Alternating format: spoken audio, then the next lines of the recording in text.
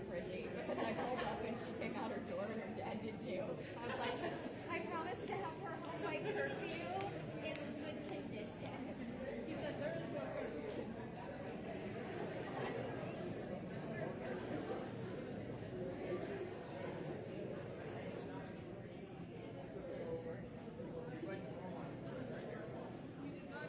Good evening.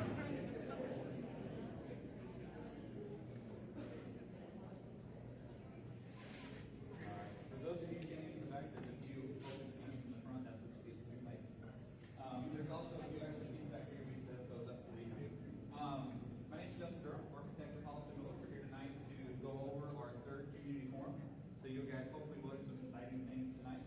To let you know, this will be on Facebook Live. So for those of you who are here in person, thank you for braving the weather. We didn't really plan it that way. We were here for a minute ago. But for those of you that have some friends or whatever, that will be up on Facebook for the next week or so. So please have them review it. Maybe if they want to watch it, they can. Comments will be open. It'll be up for about a week, like I said. And Grant and I and Dr. Coward and Ty and Karen will be monitoring that. So if they have comments or questions, if they want to go through that, please encourage that. That way we can address those questions or give answers and give them feedback that they would want, just as if they were here tonight. So again, Justin Durham, I'll let Grant kick it off. Yeah, like Justin said, my name is Grant Tommy, Senior Project Architect for Hollis and Miller Architects, and as mentioned, it is on Facebook Live, and it's just because of the way the presentation is structured. Of course, Justin and I will be in and off the microphone periodically, so if you have questions, that would be a good time for we'll field questions kind of when we transition. So if anything comes in on Facebook Live as well, that would be a time that we'll try to answer questions coming. Obviously, at the very end, we will field questions as well. So, but I just want to let you know there will be some periodic breaks, and thankfully Karen's going to be running the slideshow for us. So Karen, if you don't mind, to go to the next one. And so a little bit about what tonight's going to be about is to I see a lot of faces that I don't remember seeing from Community Forum meetings 1 and 2. So we'll bring up to speed a little bit on some of the things we've established up to date. And then we know it's been a while since the last Community Forum, so we'll try to bring you up to speed on where we've come from since the last Community Forum. And then these boards, which I have to my left and to my right, we'll kind of talk about some of the things we know we're going to do with the upcoming bond issue that we're hoping to draft and submit to the state of Missouri. And then we kind of want to talk about then what's left. And that's just kind of filling in the gaps of some of the things that, some potential solutions that we've come up with, directions we want to head. But that's why we're kind of presenting to you guys, the public hearing. And so, again, these are just going to be a couple slides that we've shown at the last community forums. But we have a 5-step process that we like to do when we do these bond planning exercises. And so just kind of, obviously, you can see where we're at in August, September of 2019. We're really at the tail end of this thing. So we're trying to nail down and define, fine-tune this plan, make sure that the community has some consensus and feels good about the direction. And then, of course, we're going to adopt that plan and submit that bond language to the state.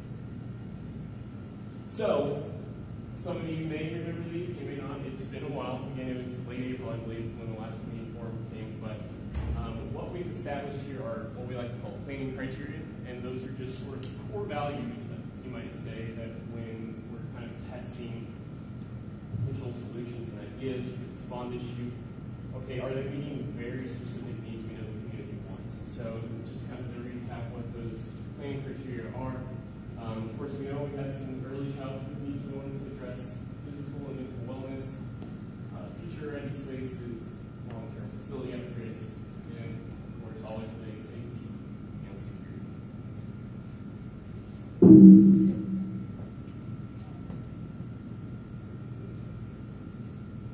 So this is another graphic that we've shown many a time, and this is a national planning model we adopt, and it's just to kind of let you guys know we don't just drop in with one segment of people. We like to sort of bounce around in different rooms and get different people's perspectives, different size groups, whether they're large like tonight, whether they're a little more focused like the facilities visioning team. And so I've said it many times, but a lot's happened between April 25th and tonight. So we're going to keep it pretty informed. So we've engaged with that facilities visioning team kind of on a more intimate level. This is about six-person group, both in early May and late June, and so that's kind of helped us guide this discussion. And then of course, we've had Board of Education meetings, so we've been in front of the public as well. So we haven't just been behind closed doors, we've been in front of the public, and again, you guys kind of have an idea if you've ever been to the board meeting, how big that group is. So, we'll go to that next slide.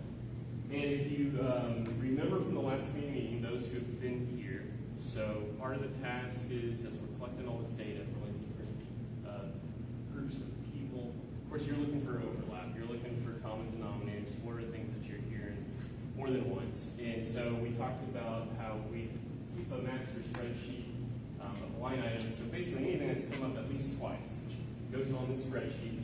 And some sites, such as the high school, have well over 50 line items. So we know we can't select, if you think about that as an average, maybe all 5 sites of the major schools have 35 items. You know, do the math there.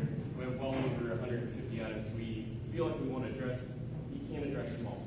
So that's why we again break up in the different groups. And so right out of the gate, we had some things that are pretty common. And as an architectural team, we do our own site analysis. We just walk the buildings and we try to find things that we know look like, you know, potential improvements. And so, you know, that's one set of analysis. And then you start hearing from the staff, you start hearing from the community and parents.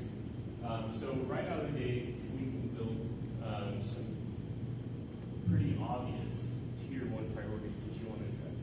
Here, next slide. So back in April, a lot of what you see on the screen, and I'm not going to read through all these, you guys can obviously do that at your own pace.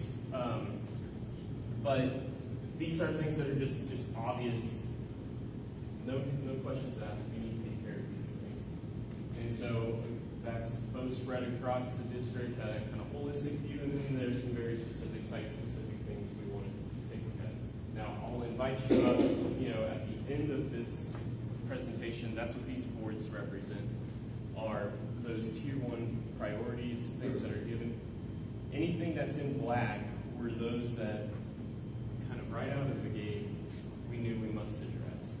And so there wasn't a whole lot of discussion because it just, for obvious reasons, they came up over and over right out of the gate. That was that. But if you could advance one more time, Aaron, as time went on, those summer months that we talked about when we met with the facilities vision team, board, the education, you know, there's more and more discussions. There's a lot of things that we know we need to keep talking about. We know there, again, over 150 items we want to address, and so anything that's in a darker gray represents kind of that mid-level, okay, we've had more discussion about it, it's definitely a given. And then you go over to a site like, say, the high school has a few items in light gray, and that took even longer to come to the conclusion, you know, things maybe like new theater, lighting upgrades, things like that. Okay, we need to address it. It just took longer to come to that conclusion. So anyway, that's kind of a high-level 30,000-foot view of where we've been and where we've come to. This is the moment where I would normally hand the microphone off to Justin. I know that was a lot of information to gather for a short point in time. If anybody has any questions at the moment.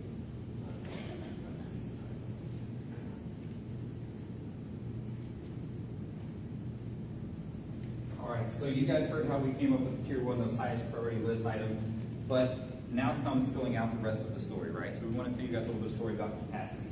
So as we toured the buildings, as we spoke with the district, as we met with each one of the principals and the teams, we quickly found out that we were going to be a little bit short off the classroom space. So you'll see a graphic up here, and it currently shows you that our current enrollment at each location by grade, and we currently have 0 classrooms available. That means every classroom that we have in the district, K through 5, is being used. So we're pretty full, right? What you'll see on the far right column is we currently average about 22 kids per in kindergarten, 21 in first, 19 in second, and so on down that list. Why we bring that up to you guys tonight is kind of important because DESE over on the right-hand side, they do put out some standards that we do like to try to follow, right? So the number of students per teacher in a classroom. So we kind of like to hit those averages. So you'll see that the standard in kindergarten through second grade is 25 students to one teacher. And then a desirable, which is if you could have it, that would be fantastic. In a perfect world, we would love to have 17 kindergartners through second graders for every teacher. Right? So that gives us a good range that we want to shoot for. So as you see these numbers up, you can kind of see that some of them are creeping up to that standard number in kindergarten and a few of the other grades that we're kind of creeping up, right? So we don't have a lot of capacity left in those classrooms that we currently have, and we don't have any extra classrooms to put teachers and students as we go. So that led us to doing some exploration. We looked at a few different options, and we'll work through those tonight. We'll kind of explain to you what we've done to vet those out and kind of where we're leaning towards going. So one thing that we did right off the bat, and this came up, I don't know, maybe a couple of months ago, we got a call from the state, and you guys might know what Rice Hall is, but it became available, right? I think there was some talk from the state that they might try to turn it into some sort of a correction kind of thing, but they put it out there. So we heard of the opportunity. We went and took a look at it, vetted it out. It would be a fantastic site. Lots of classroom space. It used to be an old school for the deaf, right? So lots of classroom space. It has a gym, cafeteria, all the things that we would want in a school. Fantastic. But what we don't know yet is a lot of unknowns. When's the state going to sell it? How much would it cost? And when are they going to do all of this? So there's a lot of unknowns. It's something we looked at, but it's kind of hard to plan around things that we can't tangibly say, yes, this is going to happen. So while that's out there, we kind of call that our wild card plan. That's a good fallback. If that comes to fruition and we can get that site at a good cost and we can renovate that space, that would be a fantastic solution for both. But as we moved on, because we do have those unknowns, we looked at the next piece. And so, Karen, if you go to the next one. What we looked at was, what if we brought all of our schools, Bush, McIntyre, and Bartley, up to what we call a three-track school? So that means there would be 3 kindergartens, 3 first grades, 3 second grades in each one of our buildings. That's how you get the 9 classrooms each. What that would require would be a classroom addition to Bartley. Sounds good, right? All of the schools are now kind of equal in size. They all have the same amount of classrooms. What we found out when we looked at that and we put that on the site is the site was going to cause us a few issues. So, and if you go to the next slide. One thing that we do when we do the analysis, like Grant said, is we look at the building, but we also look at the site and what that means. So we have some rules of thumb that we follow off of that national planning model that Grant showed you. And so up here are a few criteria that we look for when we build an elementary school. Sites that need to be of a certain size, that give us the room for drop off, pick up, the building itself. We want some green space, we need playgrounds, we need all that stuff to make a good school site. So, for example, if we had an elementary school of 400 students, we would want somewhere around 13 acres to have a sufficient size to do all those things. So if we go to the next one, what we did is we stepped back and we looked at all of our sites as they currently sit. So if you look at Bush, that's a great site. We have about 375 kids there. It's right on the money. It's where we want it to be. McIntyre, pretty close, right? We're okay. We're a little bit short, but as this site sets, it works today. And then if you go to Bush, or Bartley, I'm sorry, you'll notice that we are way down at 5.8 acres. And that's with the current student enrollment. So if we added 8 classrooms, and we added all of those students, we would be even squeezing that site more than it currently is. The other issue is, who's ever tried to drop off or pick up at Bartley? Okay. By the giggles, you know where I'm going. So, we currently have tried to find solutions for the drop-off and pickup. Haven't been real successful with that, coming off of 54. That has a lot to do with working with MoDOT and the state and trying to do some things creatively. So, what Grant and I found was, one, to do the 8 classroom addition was going to be kind of tough because we're very tight on size. And then if we added another 8 classrooms with the kids to be dropped off and picked up in buses and cars every day, would that make anybody happy? No. No, so that kind of answered that question for us. We really looked into that because it was a great idea to have 3 equal-sized elementary schools and to try to get everybody on that equity piece, that parity piece that way. It's just not working out because of the current constraints that we have. So, moving on, we looked at another solution. So, we went back and we said, okay, so 8 classrooms, And you guys can see one thing I did skip over is even with the 8 classrooms, this bottom graph that we have here would tell you how many classrooms we would create in space. So if we added those 8 classrooms, made a 3-track school in each elementary, we would have freed up 2 to 3 classrooms district-wide. So we have the ability to put 60, 90 more students in the district as time went on. Well, that wasn't quite cutting it for us because we did a demographic study and that did say that we were going to have a projection of growth of another 50 or 60 kids in the next 5 years, right? So that's going to fill up those couple of classrooms, and then what happens is that growth, escalates a little bit with the economy and things like that that are kind of happening right now. So we thought we needed to find another solution. So we looked at an idea of building a new kindergarten center, 12 classrooms over at the ECC site.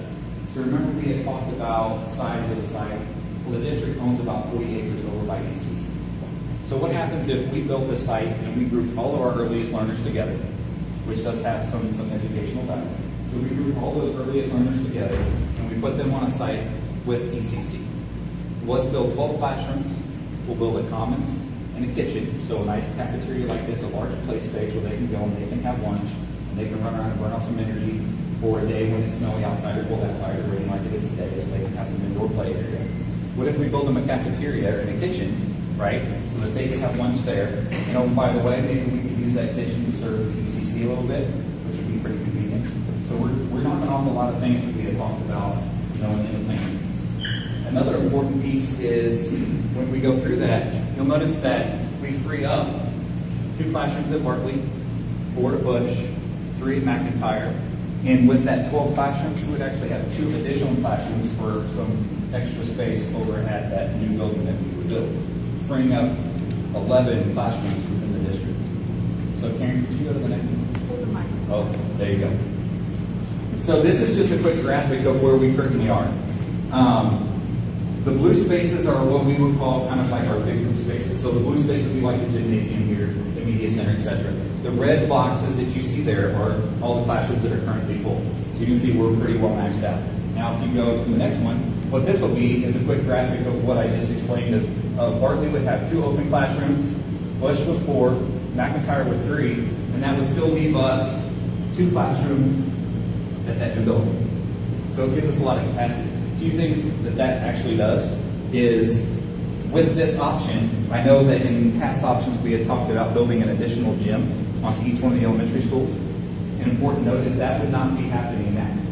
But we may not need it, because if we move 3 classrooms and 4 classrooms and 2 classrooms out of each of these buildings, we actually reduce the student count a little bit, which helps the squeeze that we have currently in our cafeteria gymatoriums, this multi-purpose space that we currently have. So that could reduce some of those lunch shifts that we struggle with, give us a little bit more time on the front and the back end of lunch to have that PE and the gym class in here. It would ease some of those drop-off pickup issues that we have at Bartley.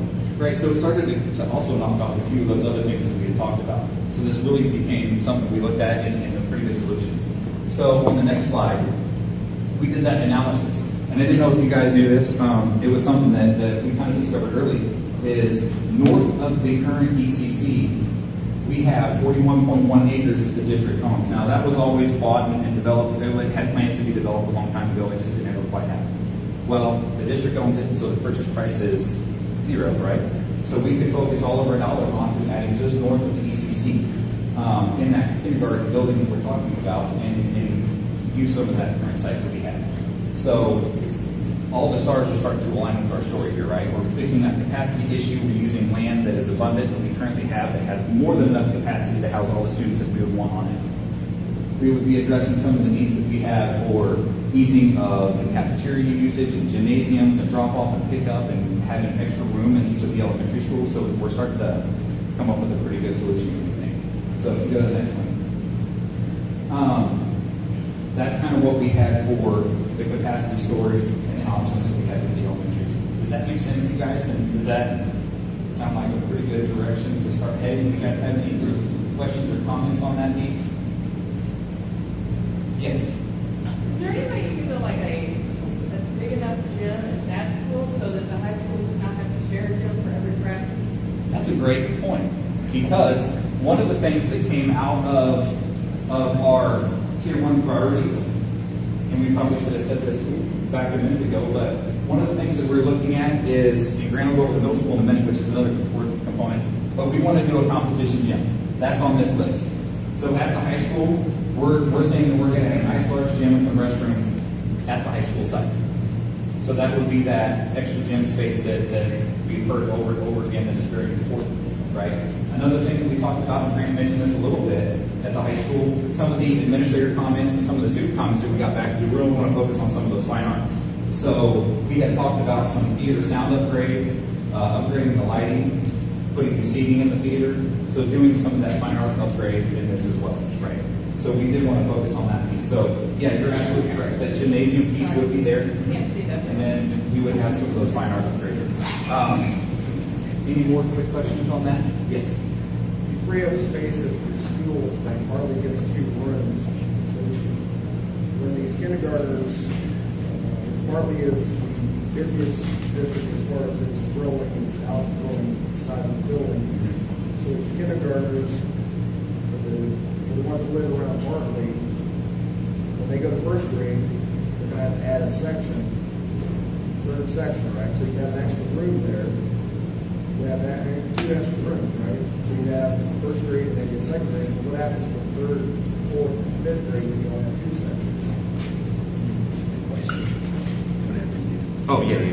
Yeah, so the question was, when the kids like at Bartley would go to the new facility and they come back to Bartley to go to first grade, would we need to add any classrooms to accommodate those students? You'll have the first 2 years taken care of, first and second. Right. Then third, fourth, and fifth, what happens because these classes will go away, That's correct. So, and that's kind of the we would follow those kids through. So right now, as it stands, we're okay with capacity. But I think that's where those extra classrooms would come in.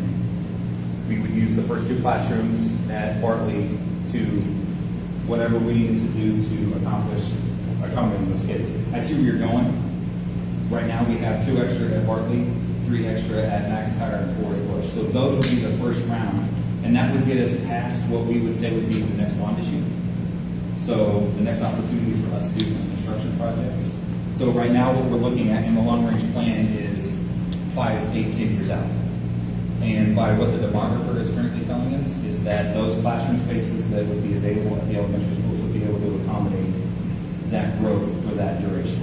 Because I think on one of the slides we had up there, in 5 years, we're expecting the growth to be about 60 more students than we currently have. I don't mean to hang it up, but if you have 60 kids in first grade department, 60 kids in second grade department, they go to third grade, you have 2 classrooms available. You can't have 30 kids in each. Yeah, so If they again, move to another school, kind of go back to Justin's point. So when you take it out of the vacuum and don't think about it site specific, we have 11 classrooms to solve that problem. so they have to Because go from Bartley to Bush or Bartley to McIntyre. Well, not necessarily. It's just like, so McIntyre would have 4 classrooms, so we can solve that problem all the way up to 4th grade. That bubble class, it doesn't necessarily mean every kindergarten at each site goes up by 1. It means as a district, kindergarten goes up by 1.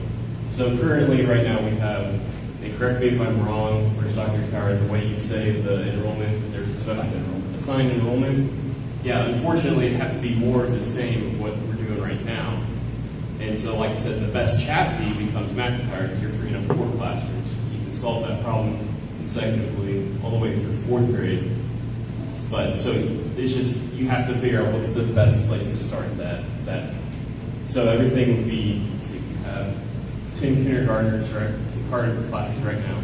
So when the 11th happens, it's just kind of strategically trying to figure out where's the best site to follow that bubble class through. I said, I don't want to hang it up, I'm just throwing it out there. No, yep. I have a question. So, are you saying that after they come out of the K in first grade building, are they going back to their district that they live in? Or how is it decided that they're going to be Yeah. divided up? Right now, they would go back to their home school as it always was. So they would go to this one focused site for 1 year as a group. And then if you were a Bush student, you would go back to Bush. If you were a Bart So I student, can you would go back to understand what Bart. Jason's saying. Right. It would be just like now where they get moved to McIntyre and Bartley, or McIntyre and Bush, because there's not room at Bartley. Yeah. You wouldn't do necessarily for kindergarten part, because the Bartley has a lot of kids that live there. You would still have to say, the plan is to do 2 kindergartens at Bartley. And the actual section would go to one of the other 2 options. So, yeah. 2 to 3 questions. From Facebook, I have this question. Would making the 3 elementary schools attendance centers alleviate crowding? Meaning grades 1, 2 in one building, 3, 4 in another, and 5 in a third? So the question was making the schools attendance centers do anything for us? Quite honestly, it could, it may. I think that's more of an administrative kind of decision on where to go with that piece. In this scenario, I think as Greg and I look at it, we are trying to give you guys a very good solution moving forward in terms of the ability to have capacity for all the students that you currently have, plus what we see as the growth from what the demographers are projecting in the future for the next several years. So how we split up the grades is more of an administrative piece, so that would be up to the district and the school board, et cetera, to make that decision. What we want to do is put you guys in the best possible situation to make whatever decision you would like, whether it's EBK through 5 or 1 through 5 in this situation, or moving to grade centers in the future. Yep. Does that make sense? Aaron, Shadow? Yes, this is more of a comment, saying we're pulling the 6th graders from the middle school completely and putting 5th and 6th grade together would create more collaboration between all the grade levels of district teachers. And that could. I know those conversations have come up from time to time, but again, I think that would be more of moving grades around. It would be more of an administrative or board level type conversation than it would be for the architectural team here tonight. Because as long as you have those classroom spaces, you could put seats, you could put pockets and seats in any configuration you guys would like as a district. So that would kind of be up to you guys.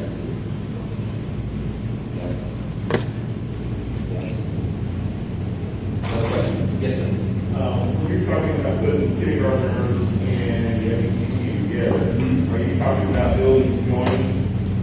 So the question was, if we're talking about adding this building at the FECC site for the kindergartners, will the 2 buildings be together? That's a good question. We talked about that a little bit, but we don't have that answer yet. We're kind of early in the process. They could be together. They could be separate. Some of the conversations we currently have are ones that we need to be in. So one of them was, would we build it more of the ECC type? So that's kind of a stick frame or wood stick frame with siding and a slope roof. Or would we build it more like some of our current schools with block and a flat roof and work on the outside and things like that, more of a traditional school type of architecture. Those 2 are hard to blend together. So maybe they could be close to each other. Maybe they could be additions or a separate building completely that they're tied together by a sidewalk or something like that. We haven't answered that question completely, but that would be something that we would have to look into. Well, my concern is coming with the transportation side. You're looking at buses, there's no way we can do that building now, which are be impossible. Right. So all of that's got to be taken into consideration. Yeah, and it would. So with that, we would know that we would have to fully develop that site for drop-off, pick-up, playgrounds. It would be just like we would start to build a new school site. We would take all those things into consideration. Well, and also take into consideration that so that's something that's got to be factored in and looked at. Right. When you're looking at another location like that. My question is trying to put this in a nice way.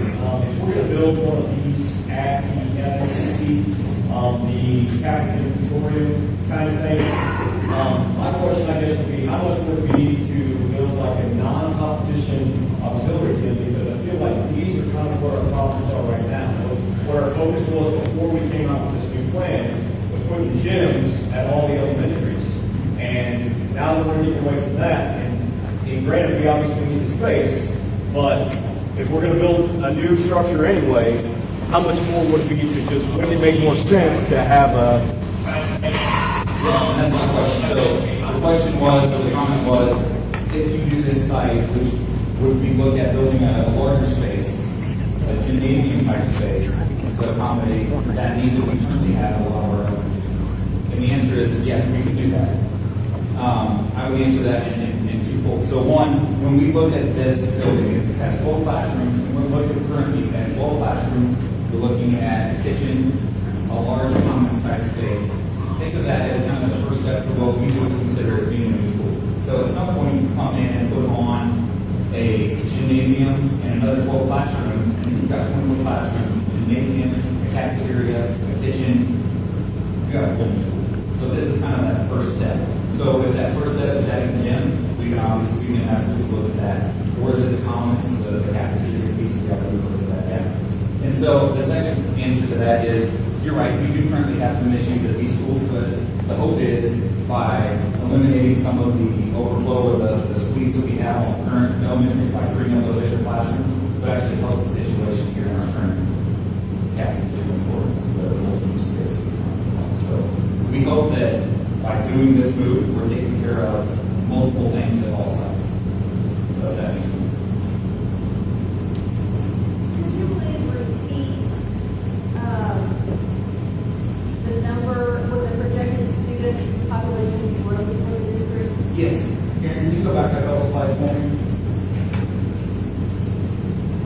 Right there. So we are currently at about 1,018 students. In about 5 years, we're looking at about 1,045 is what the demographer is kind of projected for us in 5 years. So in this plan, currently, we're adding about, let's say 50 students. That's about 2 classrooms for the students spread out district-wide. So those classrooms, and I see what you're saying, but those classrooms would be able to accommodate that growth pattern that we currently have at the elementaries. So those extra classrooms that we're take us time. Yes. So when you're looking at this, are you thinking of taking out counselor, like if you're putting together a counselor, adding a counselor to that building, and adding, taking out a special education teacher, probably 2 out of the elementaries, and adding them to the kindergarten center? Are you looking at that projection too, counting those classrooms? We haven't had a discussion on what staff would be moving over yet, Okay. but there would be spaces to accommodate that. Yeah. For instance, there would be some extra classrooms at that school that we could use to accommodate maybe those type of functions. Yes, absolutely.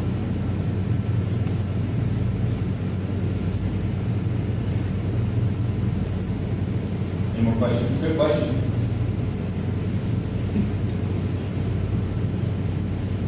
Okay, very good. I'll let Grant kind of finish up with the middle. So obviously the middle school is not as much of a mind bender because we only have one site for middle school, so it's pretty obvious where we want to add classrooms to. So the unfortunate part about what we're currently looking at is a classroom division. It's more or less duplicating, I'd say duplicating in sort of just to wrap your head around in size or scale what the last edition was like in terms of square foot.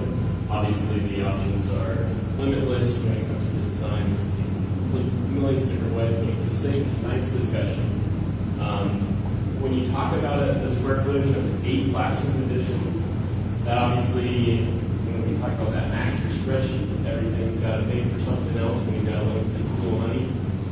What that does for the gym over there, the pole barn, community pole barn, we have at one point in time we're looking at rebuilding that thing from the ground up.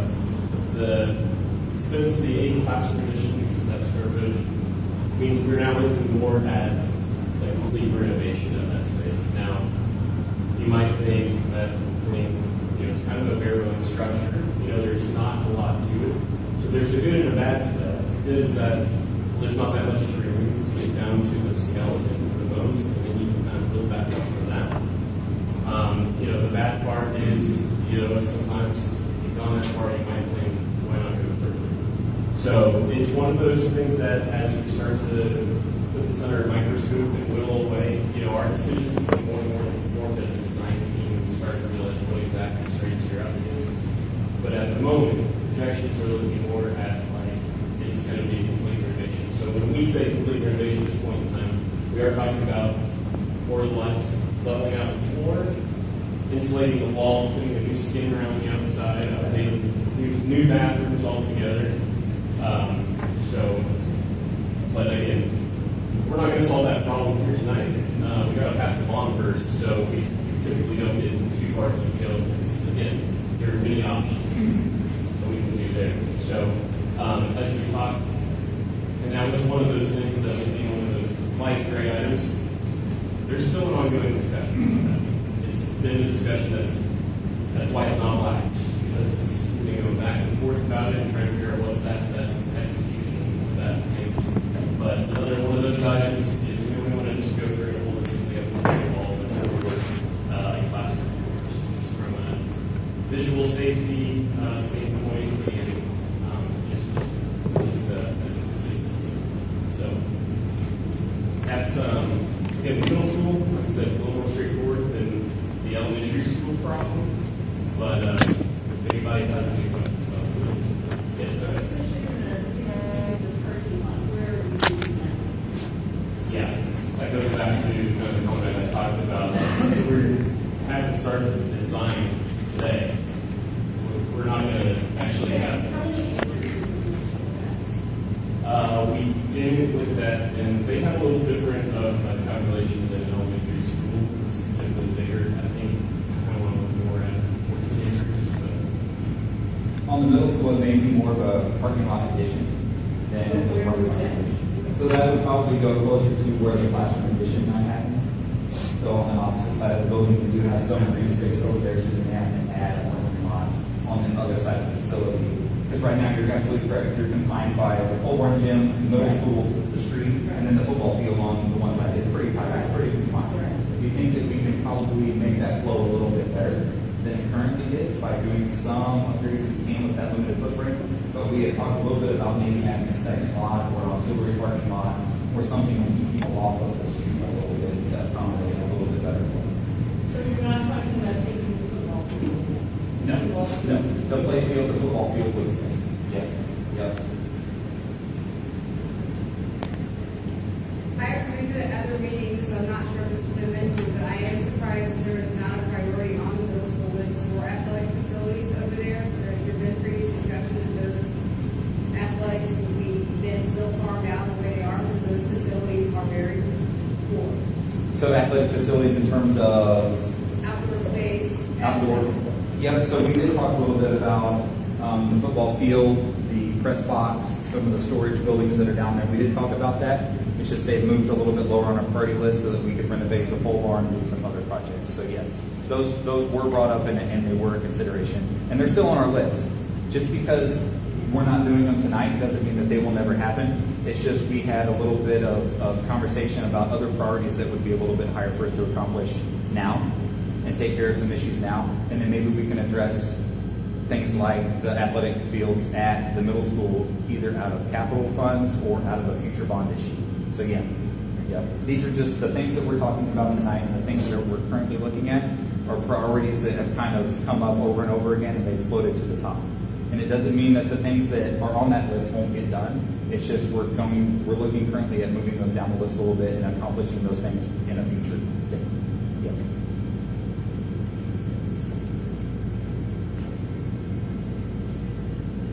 Any more questions? Karen Scott? I'm gonna ask this one. Asking if anything would be done with the rooms on the second floor of the pole barn. I don't know how many are there, just that ISS used to be held there when I attended middle school. Yes, yes. So,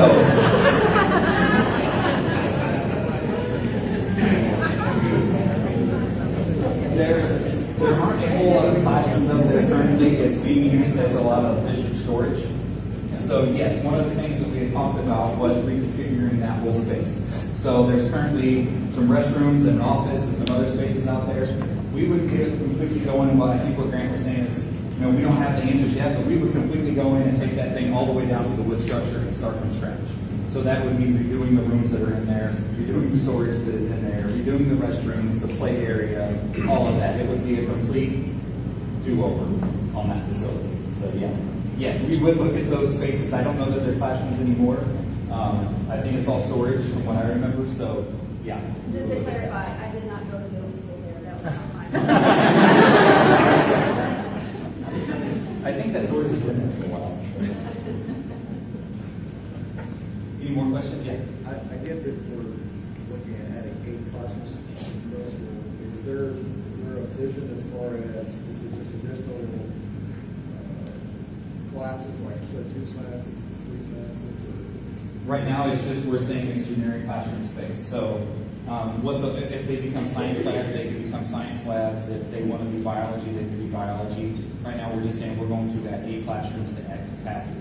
We can work with this group here to figure out what those classrooms are. I didn't know if they shared that with you as far as, just thinning down the class sizes, for each grade or something like that. Yep, and one other thing that we're looking at doing is some of the classrooms that we currently have over there are a little bit smaller in size. So there are some of our older classrooms from the original part of the building. They're a little bit smaller, so what we would like to do is come in and renovate those existing classrooms and make them a little bit bigger. By doing that, you would take maybe 4 classrooms and turn them into 3 classrooms, right? So you get that a little bit of extra space. So the delta on the 8 classrooms, we would be adding about 5 or 6 is what we're looking at. Some of those, we would be adding some smaller spaces that students could go in small groups and work in. They could be offices for staff. We can do lots of things with that extra square footage. But what the extra classrooms would be in terms of what class they could be, whether it be math, social studies, biology, science, we haven't really discussed that yet. I think that is completely open, and then it could be anything that you guys would want it to be at this point. So yeah, we just haven't worked through that piece yet. We just know that we currently have 0 classrooms left, and we need some space for growth and to expand.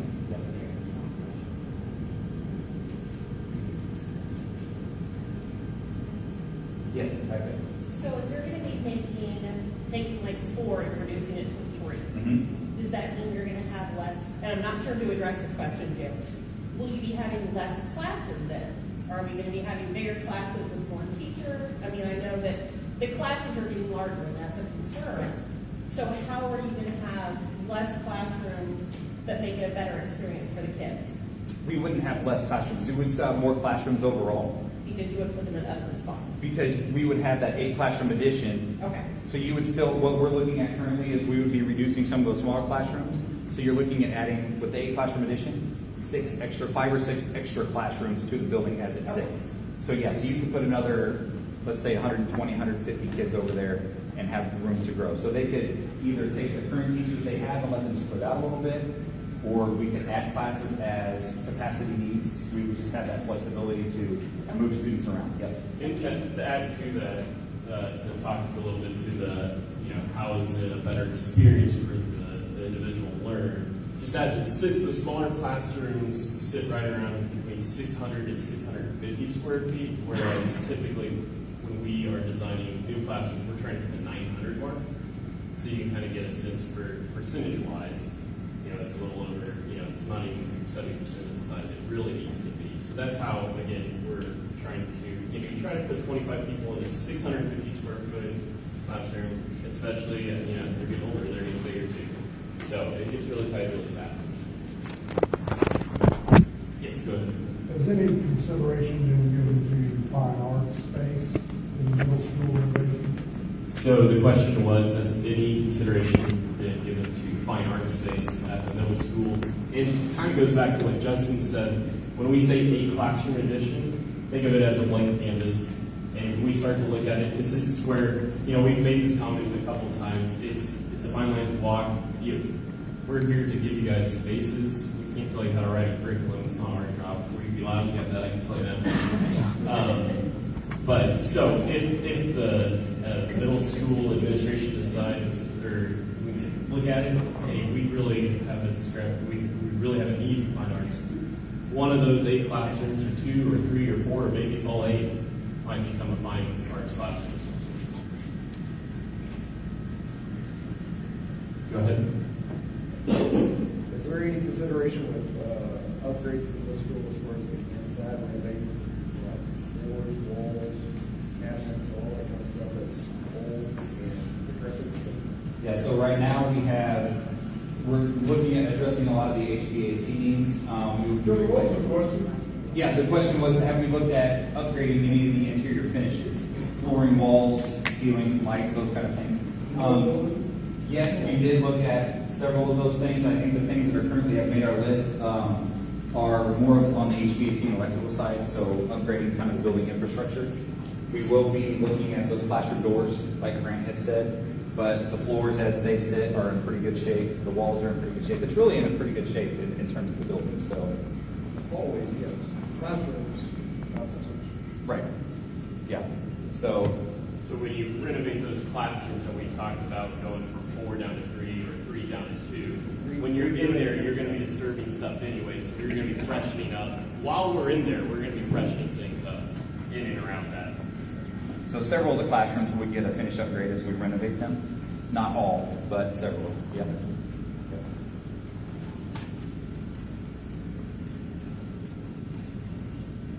You guys have lots of good questions tonight. Got any more? Facebook Live have any more come through? Not right now. Good. Okay. And you can go ahead to the next one. I think that's about all we have to do guys this evening. So, We did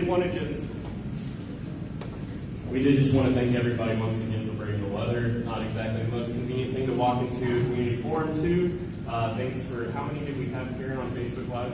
As many as 40 at one point in time, from what I saw. So very We're nice. at 35 right now. It's pretty good. 40 and we're sitting at 35 right now. Again, we invite you if you want to kind of dig into the site specific. We do have a question. Are we talking about adding more kids to the middle school? If so, does the current cafeteria have the capacity to hold more kids? no, right now we're not talking about any kind of grade changes or more kids other than what would come through in a natural enrollment, right? So those kids that sign up to come into the district. So no, we wouldn't be adding students to the middle school. So what's the step after tonight? What's going to happen? Great question. So after tonight, we have one question here, so I'll get to you in a second. After tonight, what we need to do is go back and if we feel that we had a pretty decent consensus tonight, we will continue to look at these options, right? Because remember, we had the wild card of Rice Hall. We've got this FECC, the kindergarten building that we're looking at. What we will do as the design team, the facility vision team, we have a meeting next Wednesday. We'll come back. We will keep refining this list. And right now, what we need to do as architects for you guys in the long-range plan piece is figure out, start narrowing down costs, what these projects are truly going to cost us. Right now, we have a good idea based on our history, based on some conversations that we've had with contractors. But as we move forward, we want to make sure we have a little bit of scope defined. So tonight, we're pretty loose, right? We showed you some classrooms. But we'll be getting with groups like the middle school group here, and we'll be talking about what those classrooms could be, and start talking about refining those scopes and the pricing. So we'll start to narrow down that pricing and tighten that up a little bit to make sure that we have a very clear idea of what we want to move forward with. We have a couple of things that we're looking at. One is a potential bond issue in April, right? So we're working towards that with these lists that we want to go to the state with in December, January. And then we also have a long-range plan component of this, and that goes back to the middle school question that we had there. So we have this list of things that if you guys vote yes, when you vote yes in April, we will accomplish these things. We're telling you that these things will happen. Those things that are remaining on the list, we figure out how those fall into the long-range plan and what could get done in 2023, 2024, 2025 on that project list. And then as the district gets bonding capacity and they go for another bond issue, what are some of those projects that could take place in the future? So that's what will happen next. We'll start to refine what we have here, tighten up budgets, make sure that we're well within it, we are comfortable with what we're moving forward with, telling you, the public, that we're going to do when we pass the bond issue, and then finish that long-range plan piece of what this district can do over the next 5, 6, 7, 8, 9, 10, 12 years. So that's our Some of the shading could change. Could some of the light gray become dark gray or black and some? Yeah, everything on the list that you see here is things that we are telling you will for sure happen without a doubt when we vote yes in April. But are the black things going to happen first or? That will kind of depend on how summer school falls, because we have to work very sequentially through the buildings, because we can't close all the buildings for summer and do all that. Right. So there's really no priority list on what will come first But yet. everything on there. But everything on there will be accomplished when we vote yes in April for this bond issue. Yes. Yep. Yep. To sort of clarify, we talked about there's well over 15 items for the high school. They started the things that aren't on this list are still on a master list. And So when you think about like we're replacing a couple rooftop units right now through this process, the bond issue, all of a sudden we're not hiring the guy to fix the one that's constantly going out, constantly throwing a belt or whatever currently, and maybe that capital improvement budget that you set aside each year, all of a sudden you're not tapping into that as much as you are because of some of these upgrades. So you can start putting that money, that capital improvements, you can start, maybe you can turf a middle school field or something in a given summer when you project out. When Justin talks about that long range plan, that's one of those things that, we go from 1, 2, 3, 4, 5, 7, 8, 9 is missing from this list. Maybe we can start buying 7, 8, 9, winning in the margins as the future. Did you have a question? I did. So we've talked about expanding and getting more classrooms at elementary and then middle school. What about at the high school level? Once they've made it all the way through, because we're getting really close if we're not already at capacity as well. Right. So the question is, what about the high school? So as we're adding classrooms and we're doing things at the other schools, are we going to add these spaces at the high school? Currently, we feel that we are okay at the high school in terms of capacity, in terms of size. We have a little bit of flexibility left in that building. So I know that you said that it's starting to get full, it feels full, but by the number of spaces, by the calculations that we've done, what we've looked at, we still have a little bit of space there that we can do a few things. At the high school, we will be adding that large gymnasium, that competition gym, which will give a little bit of space for students to go for activities like PE, weightlifting, those kind of activities. So that would be more on the athletic side of the space that we would use. Yes. If you go with Rice Hall, you end up getting Rice Hall, what would you be paying for Rice Hall? Would you go there, or would you go to the 65th and 6th graders to Rice Hall? That's a good question. So the question was, if Rice Hall happens, what would that solution look like? Because we kind of went in depth with that kindergarten center thing, right? So if the wild card plan happens, if Rice Hall happens, what we've talked about is that would eat up enough funds where we may not be able to do the 8 classroom addition to the middle school. So what we've looked at is that is a full school size. Remember how I talked to you a little bit about we have the 12 classrooms currently, but we can add on another 12? Well, Rice Hall has enough classroom space, it has a gymnasium, it has a cafeteria, and a kitchen, it's a full school. So what that would allow us to do is take some of the capacity issues that we currently have in our current elementaries and potentially move some other students, maybe even middle school students, into Rice Hall because it's big enough to accomplish that piece. And then that way we would free up a little bit of space at the middle school and then at each elementary. So we've looked at it at a very high level. That's kind of where we set, just the first idea that we kicked around, so that could do some capacity easing at all levels, including those. And has staffing been brought up in any of these options? How much additional staff? Yep, and that's a good question. The district is going to need? Yeah, so Karen, could you go back to the one slide that shows the breakdown of the different capacities? Right there. So, yes, we did look at that, and that's a good question.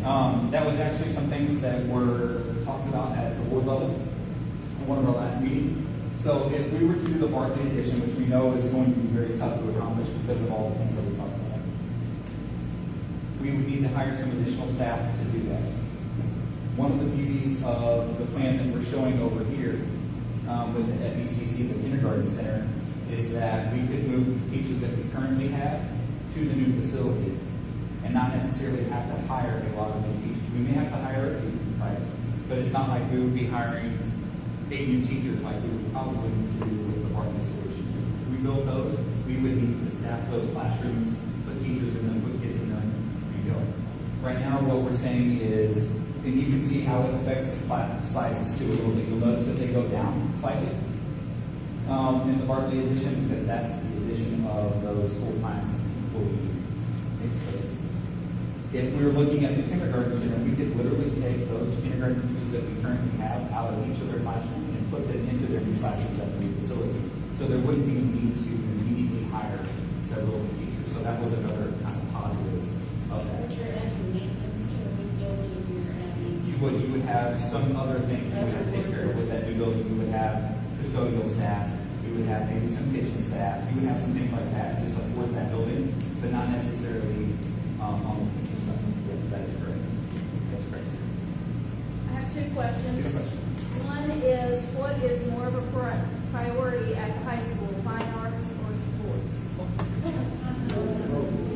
Well, the good thing is we're doing both.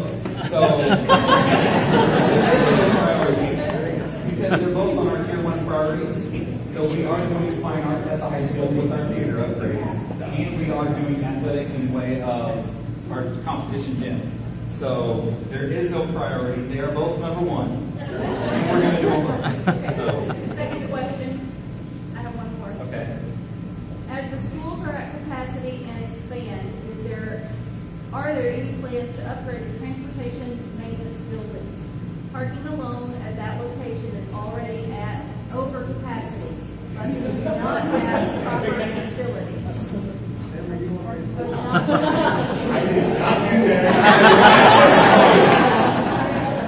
Typing on the phone. Yes.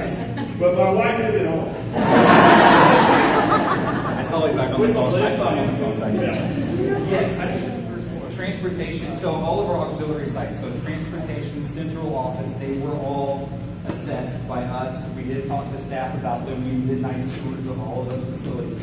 We did look at them. Right now, as much as we would love to do some additions to transportation and maybe do some things in central office, we're really trying to focus the dollars that we currently have and maximize that on academic and educational space. So, where I know we would love to have the space big enough to fit our full-size buses, where we would love to maybe do some things in central office. Right now, those things have fallen down on that priority list a little bit. We really want to focus on our current facilities that house educational processes in the district. So we're looking at middle schools, elementary schools, high school, really put the focus on them. And that's a really good topic to kind of hard us in on. When we talked about the discussions that took longer to have, like these light-bearing ones, like the theater lighting upgrades, it's because that was in the hopper just as long. We've been having these discussions. We started this process in late February, so that's been on the list. We talked about a master spreadsheet over 150 items. That's been on there, and that's why it's taken months and months to arrive at some of these conclusions. So, Yes. So when we vote yes, When we vote yes. when we vote yes, what is the plan for timeline of when we expect to see all of this? That's a great question. So the question was, when we vote yes and this thing passes in early April of next year, what is the timeline and how will this start to progress? So after this passes in April, we will hopefully be hired as your architect, which you guys will get the choice to do. And then what will happen is we will start the drawing process and design process. That usually takes us a little bit of time. There may be a few of these items that we can accomplish that first summer. We want to move as fast as we possibly can. There's a thing that we call inflation, right, in construction. So every year you wait, our prices tend to go up about 5% a year. That's what we currently see. So the more that we can do, the faster we can do it, the better off we will be. So we want to move as fast as we can too. We want to be prudent and make sure that we're taking care of the district in terms of what they need to do too. So what we'll do is we'll work with the district, and there may be some things like parking lot upgrades and things like that that are quicker to design that we could possibly do that first summer. And then the summer after, or maybe even over Christmas breaks and holidays, we can start to accomplish some of these things within the building. So I would expect that you would start to see quite a few things happen pretty quickly. With our design process, if we're your architect, we will have more meetings like this at each one of the sites that we go through when we go through design. So we would like to get the building input, staff, students, parents, community input on what that competition gym could look like. We'll give you presentations on how we're going, what it's becoming. You'll see renderings and stuff like that. So you'll go through that design process first, and then you'll start to see more construction probably that second summer. Yeah. Yes. Will all of this information be online for us to look at? Will all of the information be online? Like the slides and everything, so we can forward them? Yes. Karen does have a copy, and they do put those up on the district website. And remember, you can watch us again on Facebook for a whole other week. So, yes. So I know we talked about it earlier about not adding any like classrooms to the high school, and you said that there was room to grow. But as a student in the high school, I can tell you that I have classes where every seat is taken. The classes are just getting bigger as the year goes on. And so if there is room to grow, we're not taking it. And adding a gymnasium isn't really going to help with that classroom size getting bigger, because it's really only the freshmen that are in gym, and after that, it's just more students to push into each class. Okay, very good comment. So the comment there was, even though we said, in terms of our assessment, that there should be some room at the high school, as a student, we feel that it may be a little more squeezed than what we're currently seeing. So that's something that we can definitely go back and look at, and we'll go over that and make sure that we're telling you correctly. Are we good? Promise we'll do that. The tricky part with the high school analysis is, so if you think about the elementary school or middle school, most classes stay in that one class at most, 7 of 8 hours of a day. In high school, sometimes you have classrooms that might only be used 3 hours. So the capacity study formula becomes a little more tricky. And so sometimes it can tell you, oh my gosh, we got room for those 4 more classes because you just schedule your way around that. And sometimes it's telling you a truth that doesn't really exist. So it's a little trickier to pin down than like a elementary or middle school because of like, for instance, you probably have a class where maybe for the first 3 hours in like the math class, maybe some other teacher teaches a different curriculum for the last 5 hours or something. That's kind of what we're talking about there. Yeah, so we'll go back and look at it. Absolutely. Do we have another question back there? Yes. So the competition gym, so I guess at first I thought that was going to be like renovation of the current one at the high school, so that's a new. That would be a new gymnasium. Has there been talks of where on that property that would be located? Because I would think that we would lose something because there's not a lot Yeah, of spare. very high level. We've kind of talked about where it could go. So where the current gym sits, and then we have the weight room that's on the back of the building. We have the small drive that's back there, and then there's a striped field that I think the band might use or some people use. We are looking at expanding back that way currently. Doesn't mean that that's where it has to go, but that's kind of what we just thrown around. Yeah. So we looked at it there. Yes. I would say that I would be vehemently opposed to taking that field away. Okay. I would say no on that. Okay. And where will the marching band practice? I know that my student is a band member, and I heard some concerns about that tonight, and I would. Good feedback. That's why we want to I get would those be things. vehemently opposed, just Okay. to be very least. Very good. That's why we want to be And here. on that note, if you do that, and you're also going to add 300 parking spaces to the sports area and 150 in the student, which is needed, but then you're looking at, I just see the acreage slowly going away, where there would be no room for expansion later if those capacity needs for the building do need to grow. If all of a sudden we've taken the green space around for other things, the building would have no room to grow. Yep. If that need be with students. And we will look at that. That's part of what we will do as part of our long-range plan, master plan, is make sure that we don't make a move today, like build a gym and take away a field, that hurts us to do something in the future. So what we will do, and we didn't bring them tonight, but I think the board has seen a few of our ideas, is where we'll just take and put a few ideas around the site to where additions or renovations could happen, and what that could look like over time. So those are things that we'll develop before we're done with the long-range plan, so that you guys could see what could be on that site with a gymnasium addition. Maybe we do some classrooms in the future or whatever. You would be able to see what that could look like, just at a high level, and make sure that we're not doing something today that will cause us harm in the future, like you're saying. Yep. So that's part of our process.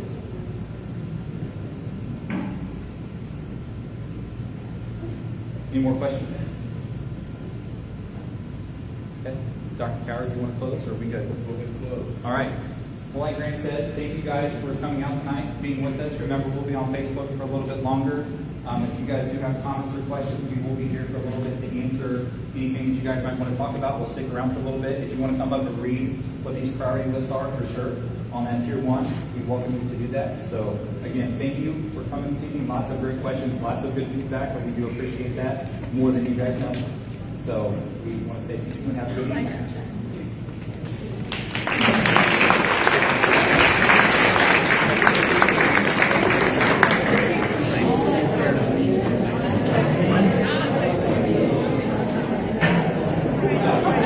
Thank you.